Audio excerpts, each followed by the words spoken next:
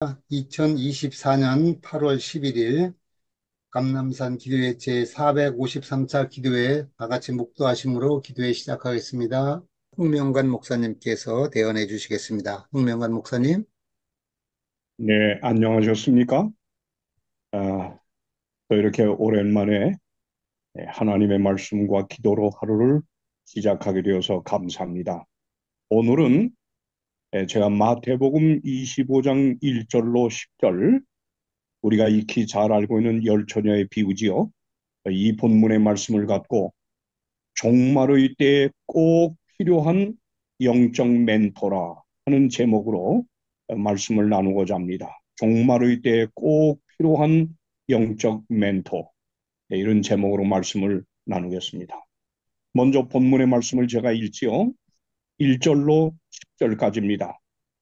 그때의 천국은 마치 등을 들고 신랑을 맞으러 나간 열 처녀와 같다 하리니 그 중에 다섯은 미련하고 다섯은 슬기 있는지라.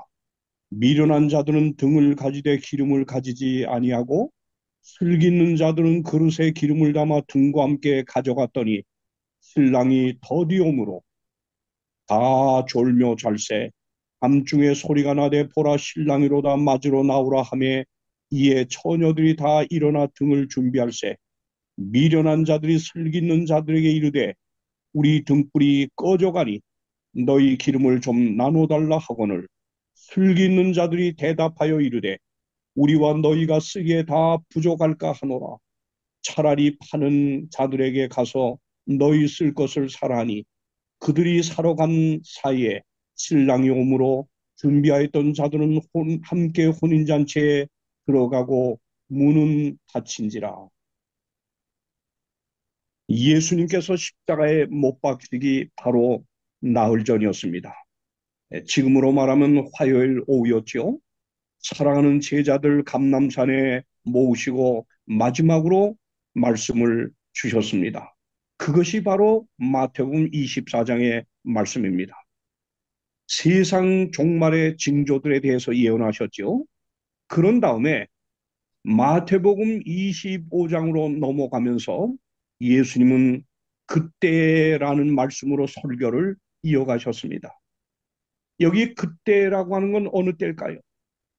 마태복음 24장에서 말씀하신 세상 종말의 징조들이 성취되는 바로 그때라고 하는 것입니다. 세상에는 세상 종말을 알리는 징조들이 꼬리를 물고 일어나는 바로 그때 신랑을 기다린다고 하는 재림 신자들은 신랑이 더디 온다고 하는 이유로 졸며 잔다고 하는 것입니다. 다시 말하면 곧 있게 될 예수의 재림이라고 하는 이 엄청난 사건에 대해서 무관심 가운데 살아가는 이 재림 신자들의 영적 상태를 보여주고 있는 것입니다. 그런데 이런 영적인 분위기 속에서 슬기로운 다섯 처녀와 미련한 다섯 처녀의 같은 점이 있고 또 다른 점이 있죠. 슬기로운 다섯 처녀와 미련한 다섯 처녀의 자녀, 이 모든 면에서 차이가 없는 차이가 없는데 오직 한 가지만 차이가 날 뿐입니다. 모두 신랑을 기다리고 있는 사람들이었어요. 모두 등을 갖고 있었어요. 신랑이 더디올 때 모두가 졸며 잔다고 했어요. 신랑이 온다는 소식을 들었을 때는 모두가 깨어났어요. 일어났어요. 자, 여기까지는 모두가 똑같습니다. 그런데 신랑을 맞이하러 나가기 위해 불을 밝혀야 할 바로 그 시점에 미련한 자들은 기름이 없어서 등을 밝힐 수가 없는 것입니다. 슬기로운 자들만이 불을 밝힐 수 있는 기름이 있었습니다. 그러니 오직 차이는 한 가지 무엇이지요? 영적인 위기에 대해 기름의 유무의 차이인 것입니다. 그런데 이 기름의 유무의 차이가 바로 그들의 운명을 나누는 기준이 되었다고 하는 것입니다. 참 엄숙한 말씀입니다. 우리가 잘 아는 대로 모두가 들고 있는 등은 시편 119편 105절에 보면 하나님의 말씀을 대표하고 있습니다. 그리고 기름이라고 하는 것은 스가랴 4장 1절로 14절에서 성령을 표상하고 있습니다. 그러니 미련한 처녀들과 지혜로운 처녀들이 똑같이 등을 들고 있다고 하는 것은 하나님의 말씀 똑같이 신앙을 고백하면서 같은 환경 속에서 함께 말씀을 배우고 살아가고 있다고 하는 것입니다. 모두 예수의 재림을 소망하는 데는 다 똑같아요. 겉으로 보기에는 전혀 차이가 없는 신앙처럼 보이고 있습니다. 오로지 차이가 있다고 하는 것은 다 졸며 자는 이 분위기 속에서도 기름이신 성령과 동행하는 신앙생활을 하느냐, 아니면 성령과 상관없이 나 홀로 살아가는 신앙인가, 이 차이인 것입니다. 다시 말씀드리면 미련한 처녀로 대표된 사람들은 신앙생활을 한다고 하지만 그들의 신앙생활을 엄격히 따져보면 성령의 지도를 따라 사는 신앙이 아닙니다.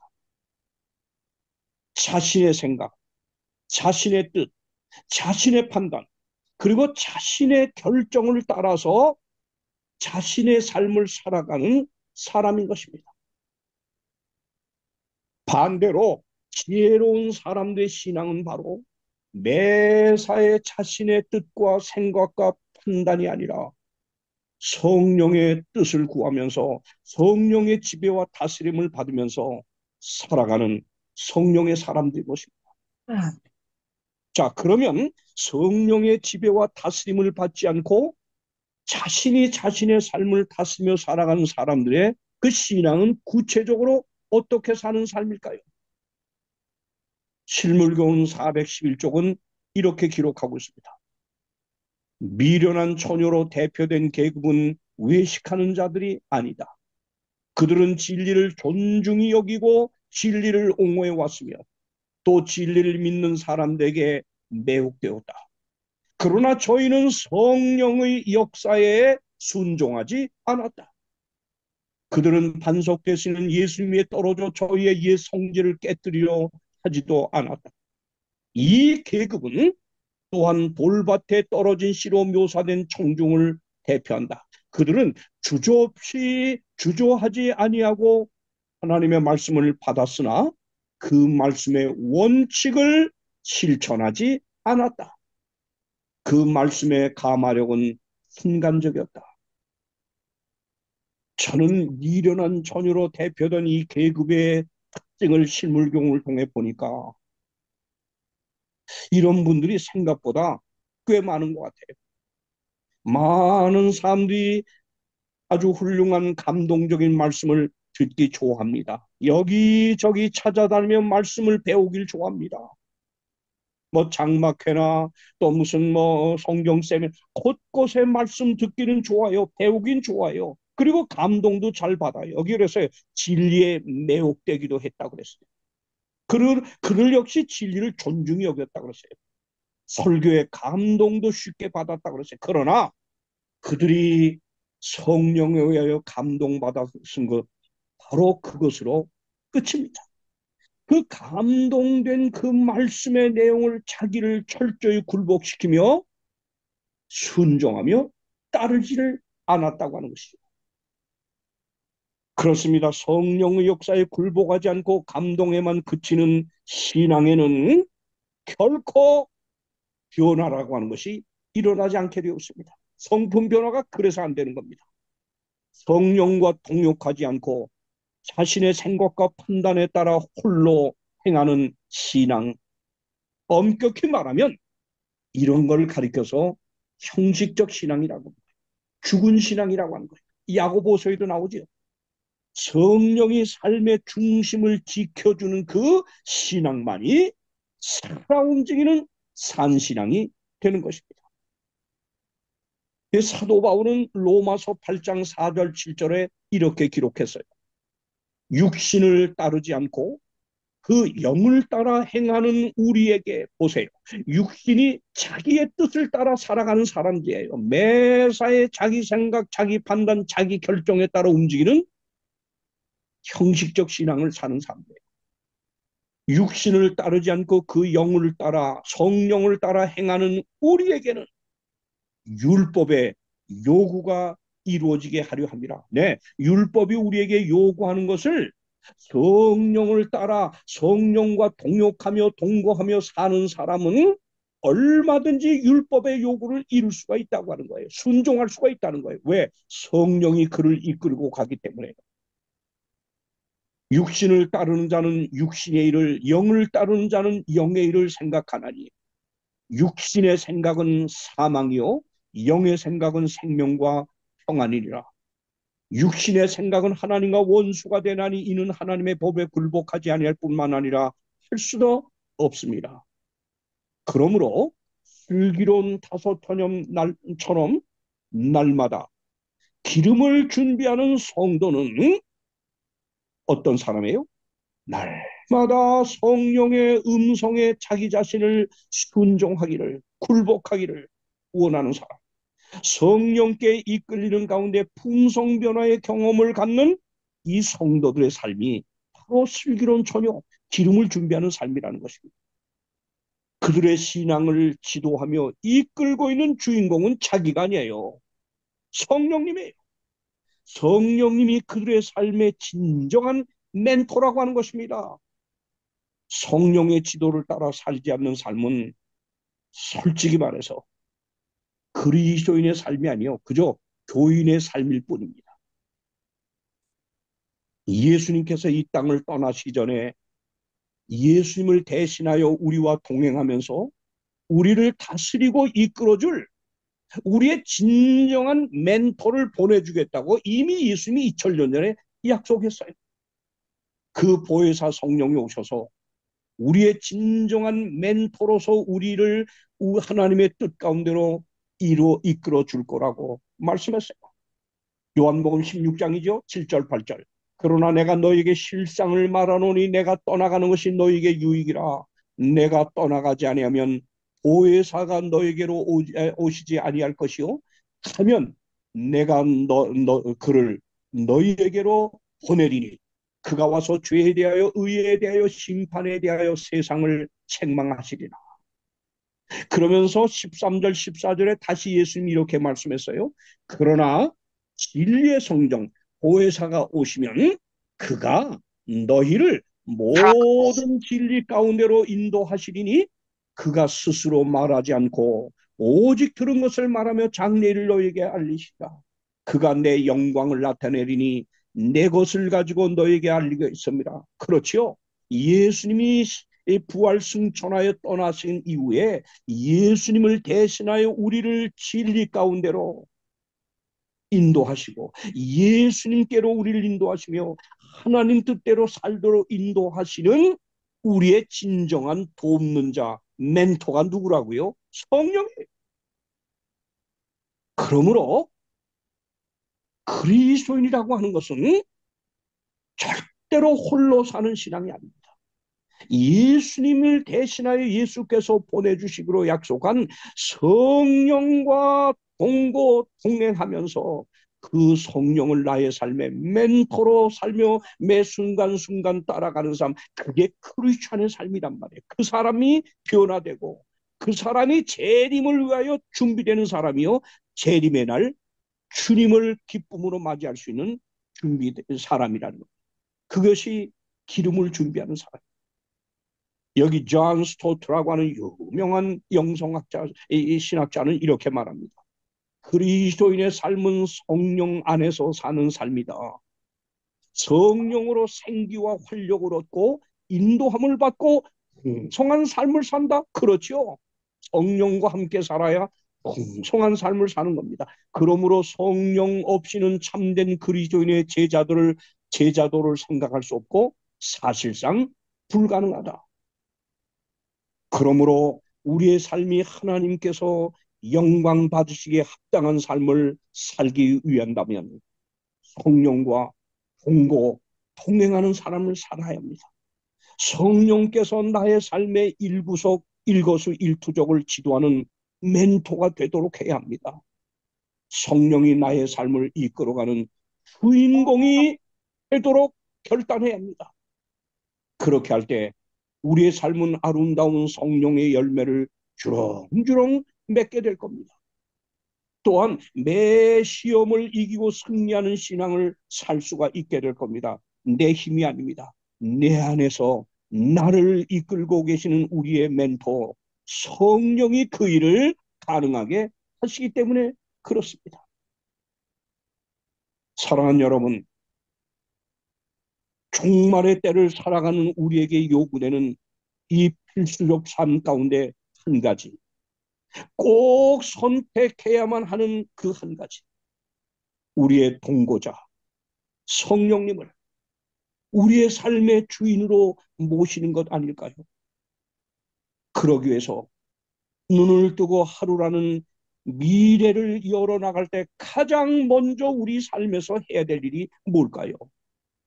예수님은 먼저 그의 나라와 의를 구하라 그랬죠. 먼저, first, 첫 번째로 해야 될 일을 하나님의 나라와 의를 구하는다고 그랬죠. 바로 그것은 우리가 눈을 뜨자마자 하루를 열기에 앞서서 바로 나의 삶의 진정한 영적 멘토이신 성령님께 여러분이 굴복하기 위해서 그 성령의 멘토를 따라가기 위해서 여러분이 제일 먼저 하실 일은 눈뜨고 할 일은 성령의 내비게이션을 켜는 일이라고 저는 제안하고 싶습니다. 우리가 미지의 장소를 찾아갈 때 언제나 자동차의 내비게이션을 켜고 거기다 주소를 치고 그 안내를 따라가면 안전하게 아무 걱정 없이 돌아가듯이 우리가 하루를 시작할 때 제일 먼저 성령의 내비게이션을 지키고 그리고 우리의 진정한 내비게이터이신 성령의 가르치는 지도를 따라 살고자 결심하고 하루를 출발한다면 여러분의 하루는 안전하게 승리하는 삶으로 인도함을 받게 될 것입니다. 그것이 쌓이고 반복되면 결국 여러분의 삶은 풍성한 기름을 준비하는 하나님의 지혜로운 자녀들로서 예수님이 이 땅에 오시는 그날 바로 여러분이 축적한 성령의 기름의 불을 밝히면서 우리 주님을 영광 중에 맞이하는 재림신자니 될 수 있을 것을 믿습니다. 이제 잠깐 후면 오실 이가 오겠다고 하면서 지체하지 않겠다고 히브리서의 기자는 말씀합니다. 우리 앞에는 준비할 시간이 그렇게 길지 않습니다. 너무 짧습니다. 그런데 우리는 지금 무관심 속에 살아간다면 이건 말이 되겠습니까? 지금이야말로 일어나서 정신을 차리고 우리 영적 눈을 밝히기 위해 성령을 받아야 합니다. 성령을 내 삶의 멘토로 모셔야 합니다. 그리고 그분의 인도를 따라 한순간 한순간 우리의 삶에 우리 신앙의 길을 따라가야 되지 않겠습니까? 이것이 바로 기름을 준비하는 삶인 것입니다. 오늘도 여러분의 삶을 승리로 이끌어 가시는 우리의 진정한 멘토 성령님을 초청하시고 매 순간순간 성령의 멘토 지도를 따라서 오늘도 승리하시는 우리 감남산 기도인 가족 모두가 되기를 바라며 말씀을 마칩니다. 살아계신 우리 하나님 아버지, 오늘도 이 종말의 때 위기의 때를 살아가는 우리를 사랑하셔서 우리를 깨우사 주의 오심을 예비하도록 말씀을 주시고 기도하게 하시니 감사합니다. 주시는 말씀으로 우리 가슴이 감동될 때 언제나 순종하는 지혜로운 자가 되게 하옵소서. 그것이 바로 기름을 준비하는 삶이라고 예언의 신은 가르쳐주고 있습니다. 오 사랑의 하나님 아버지, 오늘도 우리의 삶을 나홀로 살아가는 신앙이 아니요 우리의 진정한 동고동락하시며 우리의 삶을 진리로 승리로 이끄시는 성령을 멘토로 삼고 신실히 성령의 지도를 따라 살아가는 성령의 사람들이 되게 하여 주시옵소서. 특별히 이 아침 우리 감남산 기도인 가족들이 합심하여 여러 사안을 놓고 하나님 앞에 기도를 드렸습니다. 방글라데시의 위태로운 그 정치 사회적 상황을 하나님 아시지요. 꼭 하나님 뜻대로 이 문제 속히 해결하여 주시옵시고, 그 외에 우리가 올린 모든 기도의 내용들을 이미 받아주신 하나님, 하나님의 선하신 뜻대로 응답하여 주시옵소서. 언제나 기도하는 자와 함께 하여 주시는, 그리고 기도하는 자를 준비시키며 승리하게 하시는 예수 그리스도 이름으로 기도하옵나이다. 아멘.